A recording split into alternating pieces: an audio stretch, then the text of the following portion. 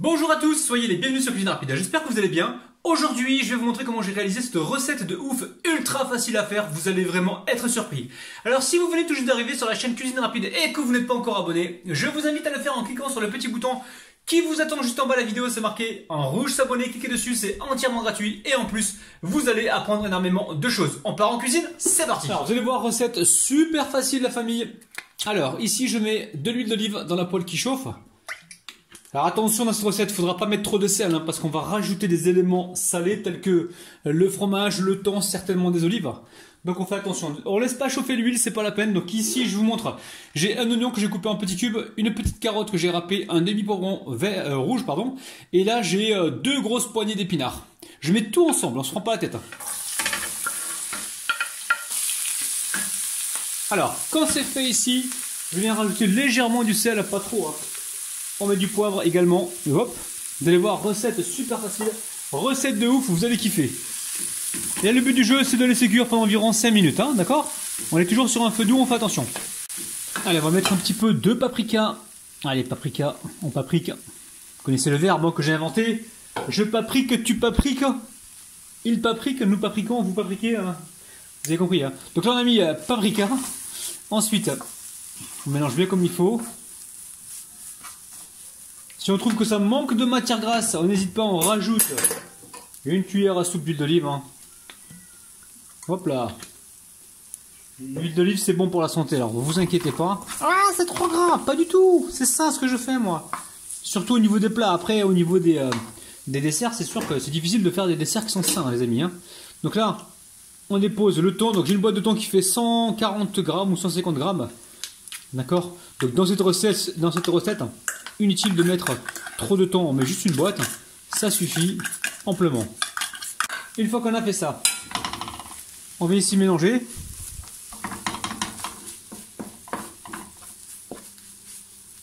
Ça sent très très bon. Hein.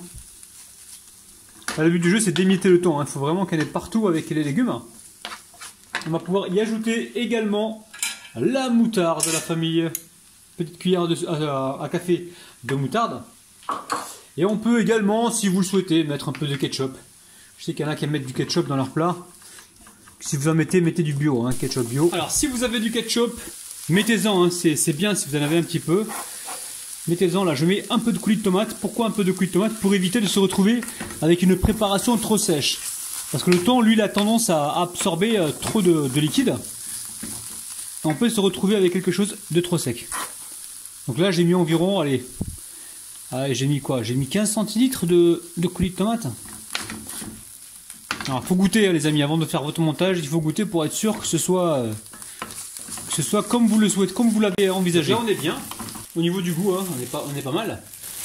Alors, le feu est baissé, je vais rajouter un petit peu de fromage.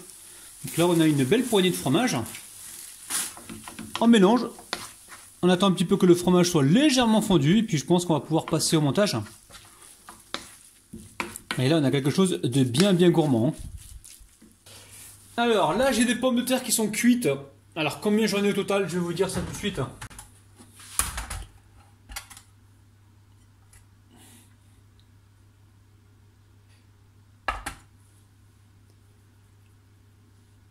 Ouais, j'ai un peu plus qu'1 kilo de pommes de terre déjà cuites. Après, tout dépend du moule que vous allez utiliser, hein, d'accord? Donc là, on les écrase soit à la fourchette, hein, donc pommes de terre cuites environ 25 minutes. Donc avec la peau, hein, je les ai cuits avec la peau. J'ai retiré la peau. On va mettre, allez, un petit peu d'huile d'olive, donc environ 2 cuillères à soupe. On vient ici mettre un petit peu de jus de citron. Allez, on y met la moutarde également. Au niveau du sel, du poivre, très peu, attention. Alors je vais goûter pour voir si c'est assez salé. Allez, j'en mets très peu. Hein. Hop, pas plus. Donc là, on a mis un peu de sel, on met un petit peu de poivre. Et là, on prend le temps, on vient écraser. Alors, si vous avez un presse-purée, hein, faites-le au presse-purée, il n'y a pas de problème. Moi, je prends le temps, je vais écraser comme ça la fourchette.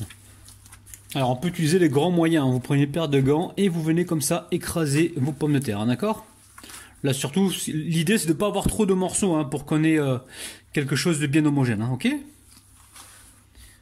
Ouais, il se prend la tête, il aurait dû prendre un presse-purée. Je sais, j'ai pas envie de sortir l'artillerie lourde, après faut tout laver. C'est pas toi qui fais la vaisselle, c'est moi après, ok? Allez. Allez, on va y ajouter un peu de chapelure, environ, allez, 3 cuillères à soupe de chapelure. Chapelure, c'est du pain grillé, les amis. Pain grillé et râpé. Hein. Et on va y mettre également une poignée de fromage râpé. Donc là, profitez-en, les amis. Quand vous voyez des choses qui traînent dans le frigo, par exemple du fromage râpé, mettez, voilà, utilisez ce que vous avez comme reste pour les passer, hein, parce que sinon vous allez vous retrouver avec plein de choses que vous allez jeter à la poubelle. Hein. Et en ce moment, c'est pas du tout le moment avec tout ce qui se passe.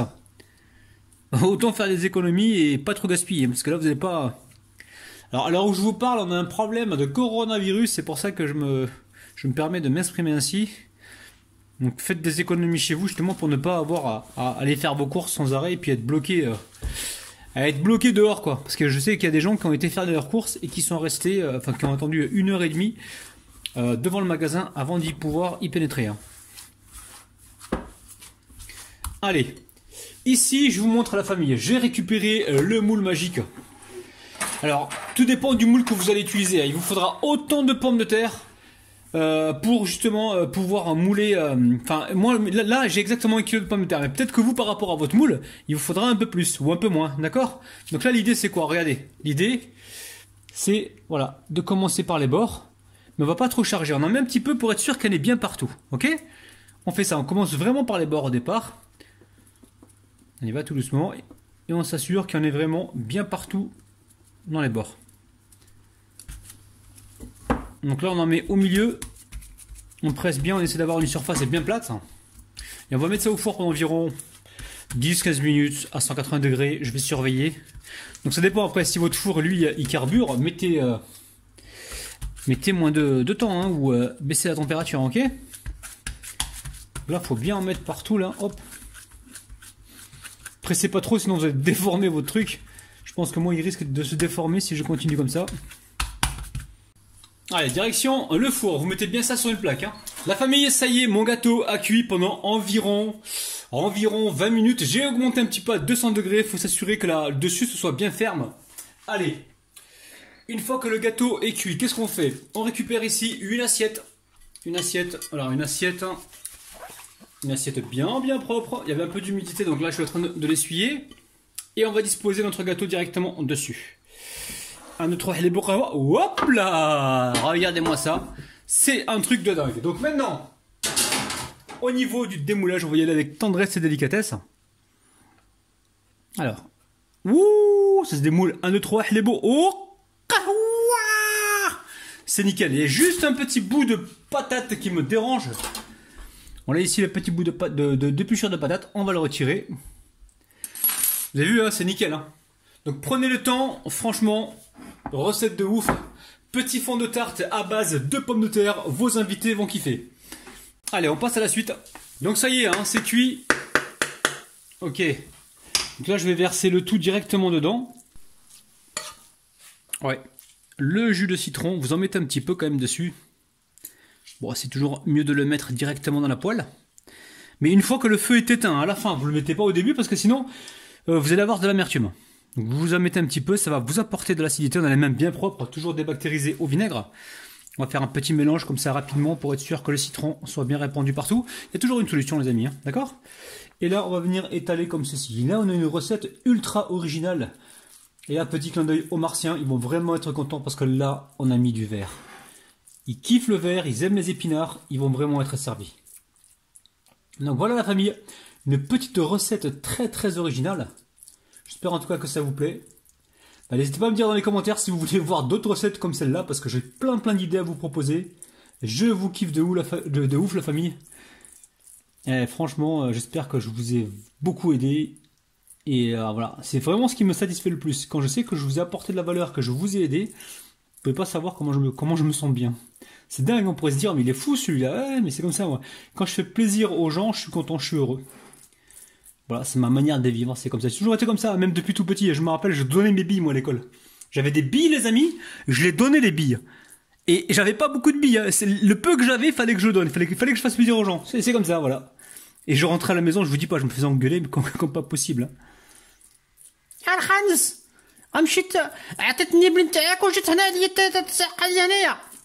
ouais, je me faisais engueuler de cette manière-là. Bon. Alors là, vous avez plusieurs solutions. Soit vous coupez des parts et vous les consommez, soit vous attendez un petit peu que ça tiédisse et vous mangez ça avec une salade. Aujourd'hui, nous avons fait une petite recette. J'attends avec impatience vos propositions dans les commentaires pour savoir comment on va nommer ensemble ce petit plat très très original. Donc j'attends vos propositions en bas dans les commentaires. Allez, on va se couper une jolie part. Bismillah. Donc là, j'ai chauffé le couteau. Ouais, ça se coupe assez bien. Je suis assez content, la famille. Hein. On essuie le couteau à chaque fois, comme d'habitude.